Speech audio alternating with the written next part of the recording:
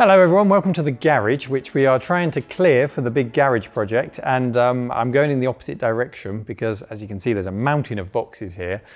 And this has come about this week unexpectedly because we went to buy some arcade machines and it kind of came with a condition, a deal. We could get a good price on these arcade machines if we took some other stuff away. Now, I was promised there's some good stuff in here, some good stuff for the museum, micro and console related, but well, the first thing I've seen is a packet of plastic spoons, so I'm not sure what kind of video we're going to get out of this, but we're going to go through the whole pile and see if it's all plastic spoons and, well, Japanese schoolgirls, or if there's some treasure to be found in the trash. So it's a hell of a pile to get through. And let's just see what happens, shall we? Let's look for treasure in the trash. Yeah, so this was very last minute. Drop everything because I need to leave the country. That kind of cool. We were lucky enough to be able to hire the vans on such short notice to do this, and filming at the collection was not permitted, so we can't show you the pickup. On returning back to the Retro Collective, we got to enjoy the arcades pickups, including this gorgeous, it really is lovely, Spy Hunter pinball table. Hopefully one day we can put that side by side with an actual Spy Hunter arcade machine. That would be brilliant. This historic Ramtech volley machine from 1973, and many more. They'll all get videos soon. But for the cave, it looked much more like this. A great big pile of boxes for Jason and I to sort through. No small task, but I have to admit, this is the kind of job that I absolutely love. It started with, well, a box for the arcade actually. Do we have any Mahjong fans watching? Because this seems to be a box full of Mahjong PCBs, I think. The arcade can check through them, and these aren't really suited to either of our museums, so we will find a home for them. But what I did enjoy finding was this thing here. Now this seems to be some kind of homemade super gun, all housed inside an NES console shell, with a Mahjong control panel attached to it.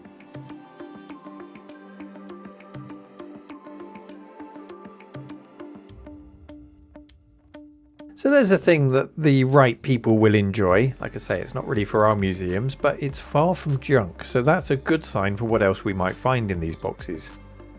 In the next box, I can see a PCFX game, that's fairly unusual, and a selection with no real rhyme nor reason as to why they're all together in this box. I think it was a case of quick, shove everything in the box. And as a result, we've got NES games. There's Street Fighter 2 Turbo for the Super Nintendo. This is an interesting one, Super Glove Ball for use with the NES Power Glove. Not something I have, but I should probably get one. There's Atari 2600 cartridges, a ZX81 game, and of course, FIFA. This one for the PS Vita. There's always a FIFA, isn't there? Now I'll be asking a lot of questions today, including what is this? I know it's a PlayStation memory card, but what's that black packaging all about? Anyone? Why? Why is this floppy drive in a bag with an empty sachet of malt vinegar? Something to do with chips, maybe? And how? How have I ended up with a leg in a box? Maybe some questions we shouldn't ask. We push on though, and I was excited to find this Shadow of the Beast in the next box.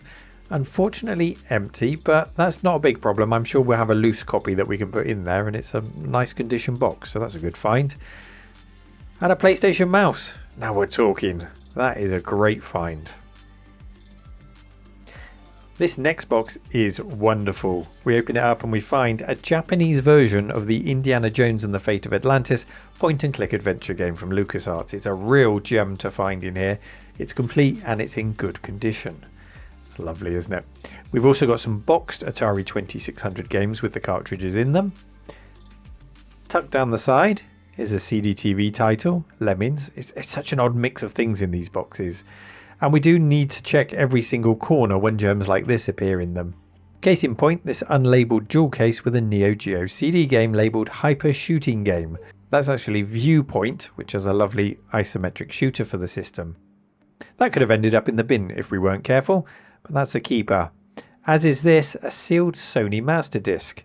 Now I'm reading that this was the only acceptable media for testing in development of PlayStation titles, and also was the required media type to be sent to Sony as the final build and to press PlayStation CD-ROMs for retail.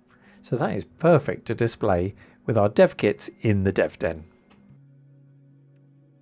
Spinning transition, it's PCBWay.com. They've got boxes too. Look at those wonderful boxes, full of all their wonderful machines and boxes of tricks that they use for their CNC milling, 3D printing, PCB assembly, PCB design services, everything that they do at PCBWay.com. And you should check them out if you've got a project, or if you want to check out other people's projects in their shared projects section, PCBWay.com. An absolutely seamless ad. You probably didn't notice it happened. Let's get back to our boxes. Woohoo! PCBWay.com. I couldn't resist this box next. Early Games Vectrex, says the label.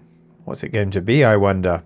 Well, why not both? I think we can class a Vectrex as early gaming. And while we do have one in the museum, we don't have one with this US branding. It's far less colourful than the branding that we have in the UK. More serious, perhaps. Although I do think the Japanese branding is still the coolest if you've ever seen that. Space Wars is in the box. We don't have that cartridge either, so this is a really cool find, and there is a matching US joystick as well as a UK one in the box. A really nice thing to find. Let's try not to put 240 volts through it, shall we? The next box was a selection of MSX games, or MSX2 games, including some from the Ease series, a long-running RPG with plenty of fans, Greatest Driver. Some of these are on cartridge and some are on floppy disk. This adventure game, which features a cat and a hat-wearing duck. And what doesn't make the cut is a lot of 18 or R-rated games with screenshots that wouldn't go down well on YouTube. A system next, one with a familiar shape. That is an Atari ST, and the label suggests that it's been upgraded to a 1040 STE. Very nice, but what appeared next was extremely unexpected. Look at this. That is an Apple Pippin. Wow. It's Apple's short-lived console from the mid-90s. The ones of these that I've seen are cream coloured, but this one has part number PW10001, which tells us it was produced in partnership with Bandai for the US market, and it had a few differences, such as a newer ROM with support for external SCSI devices, which could be handy. I don't know if you can launch games that way, but I'd like to find out. But what an amazing thing to find. And that is one that can go straight on display for visitors to look at. Even if we don't hook it up, it's just a wonderful thing to see. And an astonishing thing to find in this lot. Jason was getting hungry now, so it's a good job that we also found him a Pokemon bowl, chopsticks, and noodles which are only 20 years out of date. Yum yum. Eat up, Jason. For every Apple Pippin box, not that I'm complaining here at all, there were 20 that looked like this, but were still well worth checking very carefully. For things like this, an N64 transfer pack. Now apparently that's used to share game data between the N64 and Game Boy games that supported it. Games like Pokemon Stadium. Now then, who can guess what this is?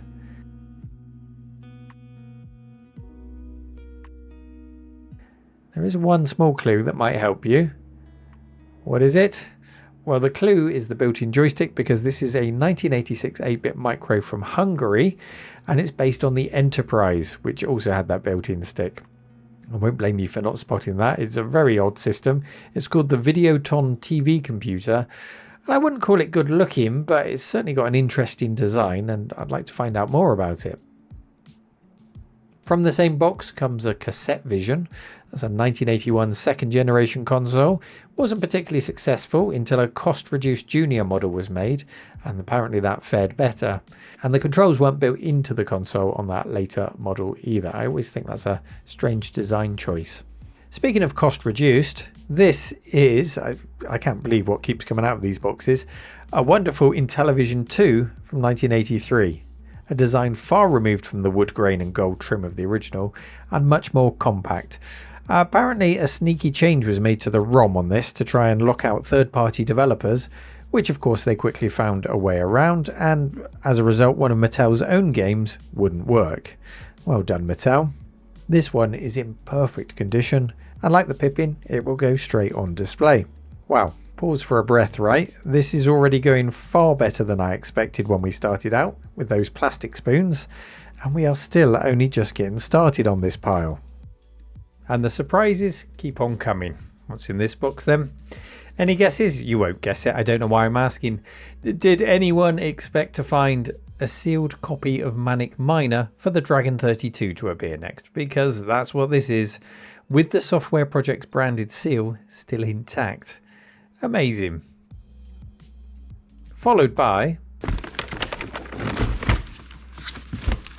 No, Virtual Boy?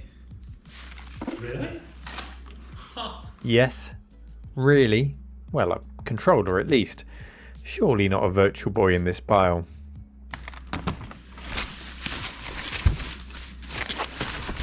Wow. That's a Virtual Boy.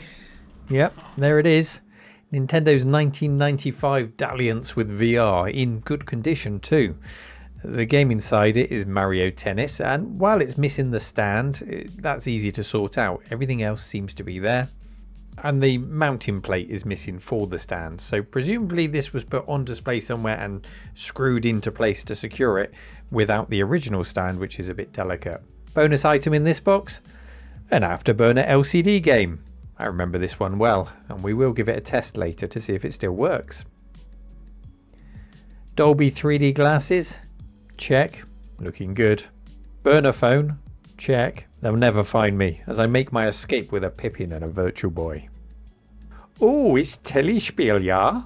This is the first in a series of electronic games released by Philips from 1975, and it's in phenomenal condition for the age. There it is with the interchangeable cartridges, really chunky things, those cartridges. And they were sold separately, but they were just rewiring the console, a bit like the Magnavox Odyssey did. So this is before the ROM carts of the Fairchild Channel F, which arrived in '76, but it made it seem a bit more serious than a Pong console with a switch to select the games on, I guess. And it was a chance to make some money selling chunks of plastic. Under that... Yeah, that one to put the lid on. Yep. What else we got in here? RE5200. Really? Oh, Pac-Man. Yep, just as the label says, an Atari 5200. Oh, look at this. Is that the original seal still on it? Yeah, I think it might be actually. Peeled off. This is the monster where you can put your lunchbox, your snacks in. That's right, yeah. We can open that. Yeah. Oh, there we go. Controller. Yeah. That's beautiful. Look at the condition of it. And that's a seriously nice example of a system that we didn't have in the museum. Now we do, and that's going straight on display. If I can find a big enough cabinet to put it in. What a box. There can't be more in there, surely. Can there? It gets crazier. A Commodore CD-TV is doing the heavy lifting at the bottom of the box. We've got an infrared controller with Velcro on the back where that's been displayed somewhere.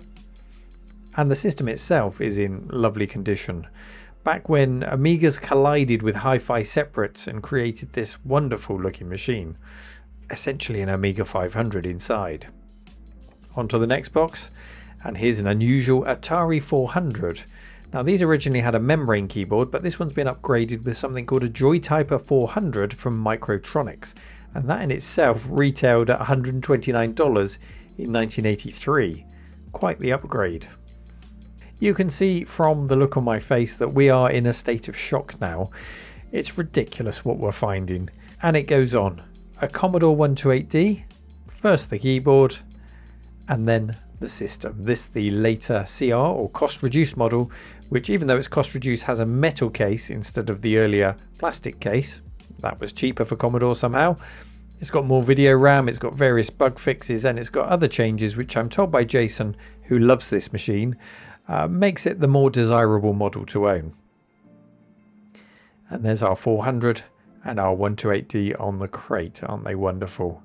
That crate, by the way, we will be opening and emptying later. That's part of the pile too. Just when you thought it couldn't get any better, an Amstrad GX4000 appears. Alan Sugar's, I wouldn't say derided, simply ignored console from 1990, comparable to the C64 GS perhaps in its late and slightly desperate release. But I have a soft spot for it. And there's nothing wrong with a console having two different power inputs, guaranteeing you'll plug the wrong one in and blow it up. It's just a matter of time. Another box of stuff now, including a Game Master, which apparently is a German-made handheld set to compete with the Game Boy, and it went by many different names in different regions. Richard's here to help now, and he's found a box of Neo Geo joypads and sticks, which are really nice, and well, they're not cheap. That's a really nice find to go with our Neo Geo display. And a Grandstand Astro Wars was also in the box there, a tabletop game. Everything in this box can immediately be used in the museum after a clean, and maybe a new 3D printed battery cover for that Astro Wars.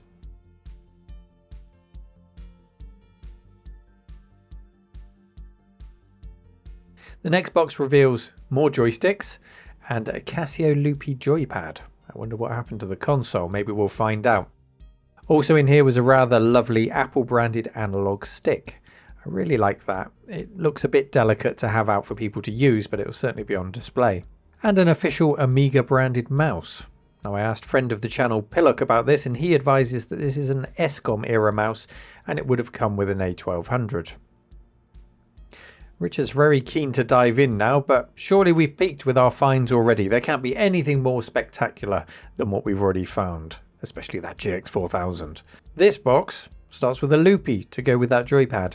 That's Casio's 1995 console with built-in sticker printer, and we did later find several rolls of stickers to go with it. Next out is a 3DO that's trying really hard to look like a VCR. It's a Sanyo branded model, and I do have a soft spot for 3DOs. It got absolutely steamrollered by the PlayStation, but it has its merits. And then, what a joy it was to discover this. A system I've never seen in the flesh before. This is a Bally Astrocade. It was made in 1977 by the same Bally Midway who created many great arcade machines, and it didn't do particularly well. As well as a games machine, it also included an Astro Basic programming cartridge, and programs were entered using that calculator keypad. You would put overlays on it, and then you could assign basic keywords to the buttons. That must have been horrendous to use, and that's coming from someone who's familiar with Sinclair products. I absolutely must get this up and running and see what it's all about. It will look amazing lined up with the Channel F, the 2600, the Intellivision, the ColecoVision, all of those consoles from that generation. And if you thought the 2600 was the king of wood grain, then just take this thing in. This is stunning.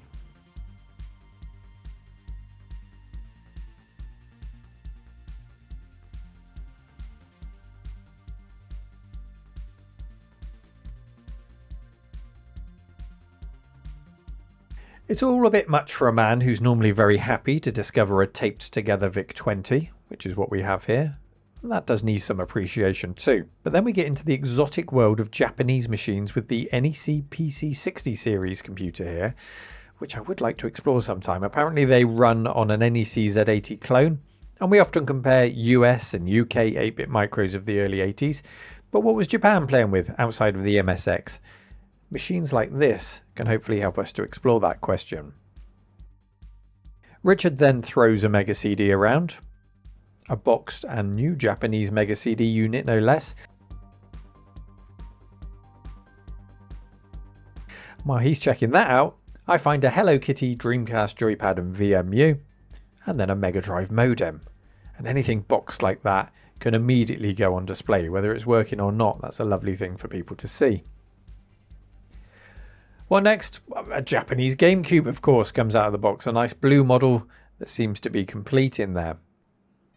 Jason's finished his noodles now and wants in on the action, so let's see what's in his chosen box.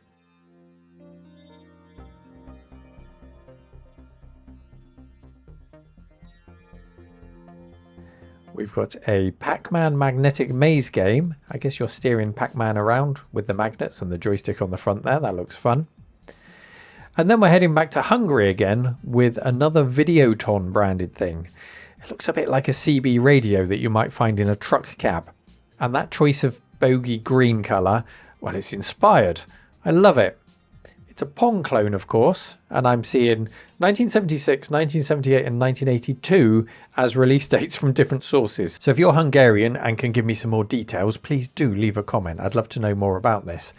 And the orange accents on the buttons, I love them too, as does Jason. Also in this box, because nothing makes sense anymore, Magnavox Odyssey 2 boxed game cartridges. Would you believe me if I told you we're only halfway through the unboxing at this stage? It's insane, isn't it? It's a lot to take in. It's a lot to edit, which is why I'm splitting this into 2 videos. You'll get part 2 in just a couple of days. I'm not going to make you wait long, don't worry. Because I also want to clean many of these items, update signage, put them in the museum, and show you immediately how some of the real key pieces of this are going to be enjoyed by visitors, and just show it to you in situ, show how we're going to care for it, and show how it's going to be appreciated by people. When this stuff arrives, it doesn't get lost in storage, it gets shared with others. So I will be as quick as I can with part 2. I'll see you in a couple of days, and who knows what else is going to come out of these boxes. See you shortly.